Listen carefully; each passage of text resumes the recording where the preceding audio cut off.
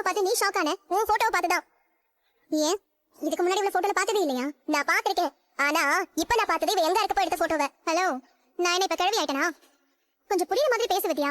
உன் ஃபர்ஸ்ட் ஹஸ்பண்டோட அண்ணனும் அண்ணியும் சென்னைக்கு வந்திருக்காங்க. இது எப்படி உனக்கு தெரியும்? அப்போ அவங்க வந்திருக்கிறது முன்னாடி உனக்கு தெரியுமா?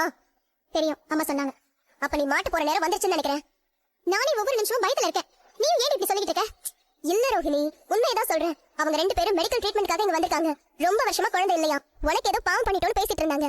அந்த பாவத்தினாலதான் அவங்களுக்கு இன்னைக்கு வரைக்கும் குழந்தை இல்லைன்னு அவங்க நினைக்கிறாங்க. உனக்கு எப்படி அவங்களை தெரியும்? நீ எப்படி அவங்களை பார்த்த? எங்க பார்த்த? இரு இரு இரு, நீ கேக்குற எல்லா கேள்விக்கும் முன்னாடி இன்னொரு முக்கியமான பிரச்சனையும் இருக்கு. என் பிபியை ஏத்தாதடி. அது இனிமே தானா ஏறும்டி. நீ மாட்டு போறதுக்கு காரணம் யாருன்னு தெரியுமா? முத்து. முத்துவா? என்ன சொல்ற? தெளிவா சொல்லு. அவங்க 2 பேரும் முருகனுக்கு தூரத்து சொந்தம் போல இருக்குடி. அவங்க முருகனோட ரிலேஷனா?